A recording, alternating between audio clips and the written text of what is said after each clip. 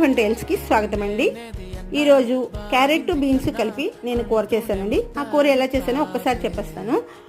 Carrot తీసుకొని beans తీసుకొని సన్నగా ముక్కలుగా కట్ చేసేసుకొని వాటిని ఒక 2 గ్లాసులు నీళ్ళు పోసేసి ఆ నీళ్ళల్లో ఉడకనిచ్చానండి. 2 పొంగులు రానిచ్చేసి ఆ నీళ్ళన్నీ వంచేసి పక్కన పెట్టుకొని బాండిలో నూనె వేసుకొని తిరగమాత గింజలన్నీ వేసేసుకొని ఒక ఎండుమిరపకాయ వేసేసి ఒక పచ్చిమిరపకాయని ముక్కలుగా కట్ చేసి వేసేసి కొంచెం పసుపు వేసేసుకొని ఒక్క కరివేపాకు రెబ్బ వేసేసి దాంట్లో మనము ఈ ఉడకబెట్టి ముక్కలు ఉన్నాయి కదండి, ఆ ముక్కలు వేసేసానండి. వేసేసి రుచికి సరిపడా కొంచెం ఉప్పు వేసేసుకొని ఒక్క నిమిషం మూత పెట్టానండి.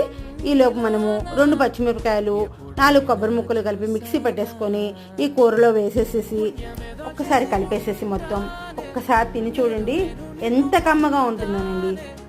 మా ఛానల్ని సబ్స్క్రైబ్ చేసుకోండి, లైక్ చేయండి, షేర్ చేయండి.